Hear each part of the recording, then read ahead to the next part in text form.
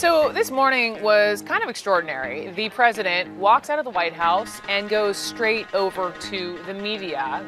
Who did he choose and stop and talk to?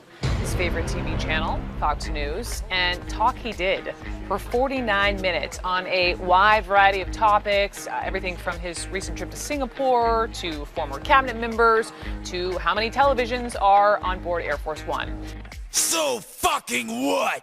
And standing there on the lawn, the north lawn of the White House, a lawn that you and I pay for with our taxes, he lied again and again. Bullshit alert. Bullshit alert. Oh, hey there. Want to see something really cool?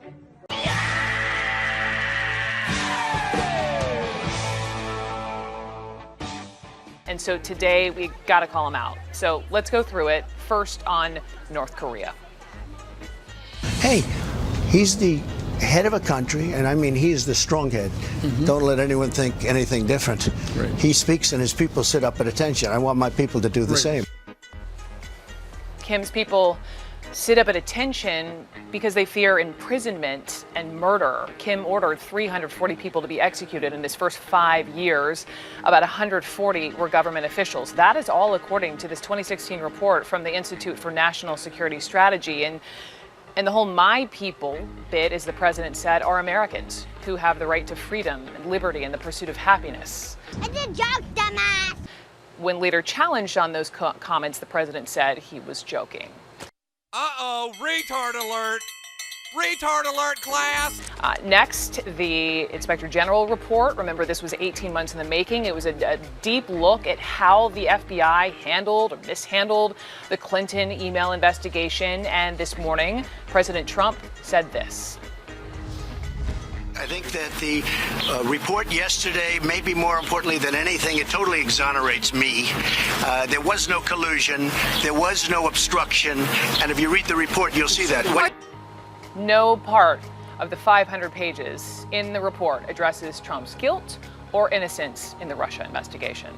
After an exhaustive 22-month-long investigation, we have finally now learned that the special counsel Robert Mueller found no evidence of conspiracy or, if you like, collusion between the 2016 Trump campaign and Russia. And on the subject of obstruction of justice, well, the Attorney General, William Barr, examined Mueller's findings, and then he concluded there was, quote, not sufficient evidence to establish that the president committed an obstruction of justice offense.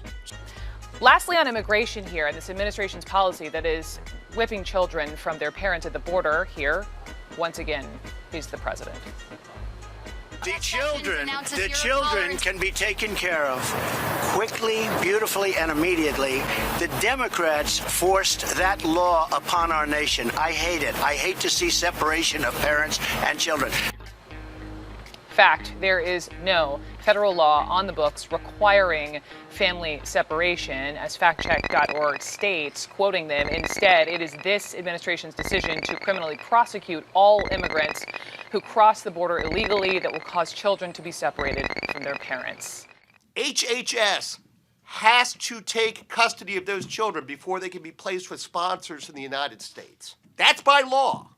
That's a law that was introduced by Zoe Lofgren, and a law that was subsequently amended by a Democrat House Judiciary Committee in 2008. The Democrats forced that law upon our nation. I hate it.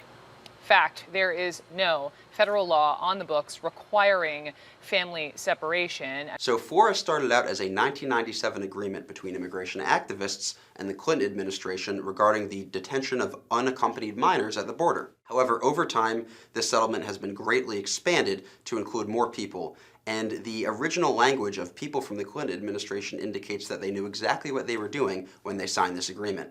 Indeed, since 1997, FORA has been expanded far beyond its original mandate. The biggest change came in 2015. A California district judge named Dolly G said that FORA applies not only to unaccompanied minors, but also to accompanied minors, or those who show up with adults or parents. I love you, Peter.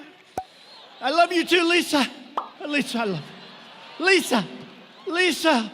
Oh God, I love you, Lisa. More drama from the ongoing saga of Peter Strzok and Lisa Page. Tonight, newly released text messages from the two of them have radically abused their power and hurt American citizens in the process, all for political reasons. And if she doesn't win, Lisa, we've got an insurance policy, Lisa. We'll get that son of a bitch out. That was the president mockingly imitating two former FBI agents. On April 10th, Strzok told Page that he wanted to discuss a, quote, media leaking strategy with her. Well, there's no debating the fact that Strzok and Page did not care for then candidate, now President Trump. They described him as loathsome, as an idiot. In fact, in this new batch, they refer to the election as an instance where the fate of the world hangs in the balance, and that the world will certainly not be better off if President Trump is elected. Mockingly imitating two former FBI agents at his rally in Minneapolis last night. It was, by the way, the longest rally of his presidency yet. It was wild, and it was pretty fact-free, Trump making at least a dozen false claims before he even got off the stage. And CNN's Daniel Dale is here, very busy, fact-checking all of it for us. So, Daniel, welcome to you. Let's just start with the president defending his actions in Syria, but he wasn't exactly honest about it. It was highly dishonest, Brooke, both before the rally and during the rally. Listen to these two comments he made, first to reporters and then to the rally crowd. We have no soldiers in Syria. We've won. We beat ISIS, and we beat them badly and decisively. We have no soldiers. We don't have any soldiers there because we've left. We won.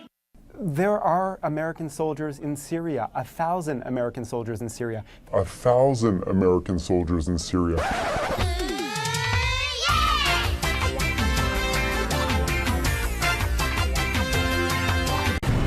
Topping the hour, we begin with more breaking news. NBC News confirms that the U.S. military will now withdraw all U.S. troops from Syria. New video this morning shows more American forces leaving the area near the Turkish border.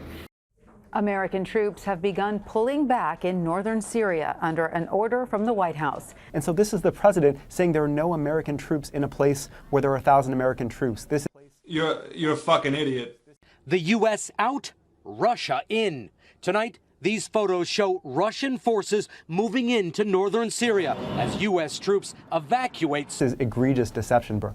Okay, let's get, Daniel, to your next point, that the president has been railing at House Speaker Nancy Pelosi, of course, over this whole impeachment inquiry, and he did it again last night. But now he says she's really on his side?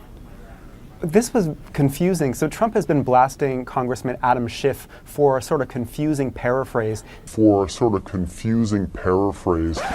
He lied. You know what else he lied about? When he gave his opening statement from the acting director of national intelligence as to what was in front of the world as far as what the transcribed interview said. Sort of confusing paraphrase that Schiff did in front of a congressional committee. But then he did his own very bad paraphrase of Nancy Pelosi. Listen to this. So Nancy Pelosi, upon hearing a false story from a whistleblower that had no clue what was going on in that call, or somebody gave her very bad advice, but also hearing it from Shifty Schiff. Nancy Pelosi said a day before seeing the transcript of the call with the Ukrainian president, we've got to impeach him. We've got to impeach him. Right?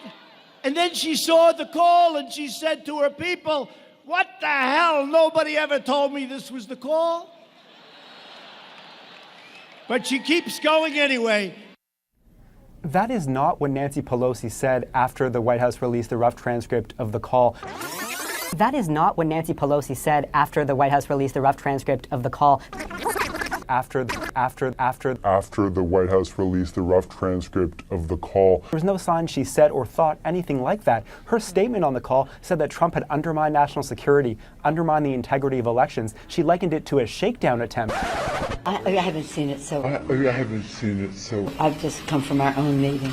But the transcript is, the fact is that the President of the United States, in breach of his constitutional responsibilities, has asked a foreign government to help him in his political campaign at the expense of our national security. Trump had undermined national security. At the expense of our national security, as well as undermining the integrity of our elections. Undermine the integrity of elections. Undermining the integrity of our elections. That cannot stand. So this idea that she saw the transcript and was like, oh my gosh, I was wrong all along, has just no basis in fact whatsoever. No. I haven't seen it, so I've just come from our own meeting. And then lastly, and I know you and I you really have an ear for this, for certain words or phrases from the president, like a tell that perhaps what he's about to say isn't entirely true. What is it he says last night? So my favorite Trump tell is the word sir. When he tells a story in which an unnamed person calls him sir, it's almost always false in some way. And he told another sir story last night at the rally. Last night at the rally. Last night at the rally. When I took over our military, we didn't have ammunition. I was told by a top general, maybe the top of them all, sir, I'm sorry, sir, we don't have ammunition. I said, I'll never let another president have that happen. So Trump has told the story multiple times in recent days, the story about a general telling him, sir, we have no ammunition. When I came into office, a very prominent general told me, because it looked like we could have a big conflict with someone, said, sir, we have no ammunition. You know, when I came here 3 years ago almost, General Mattis told me, sir, we're very low on ammunition. Now the commander-in-chief has decided it is time for a major overhaul of the U.S. military.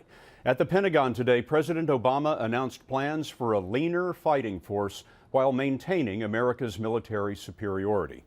And everyone serving at MacDill Air Force Base. Quite a place. And we're going to be loading it up with beautiful new planes and beautiful new equipment. You've been lacking a little equipment. We're going to load it up. You're going to get a lot of equipment. Believe me. We will ensure that the men and women of our military have the tools, equipment, resources, training, and supplies you need to get the job done. You've seen me say we've been depleted. Our Navy is at a point almost as low as World War I. It's a long time ago.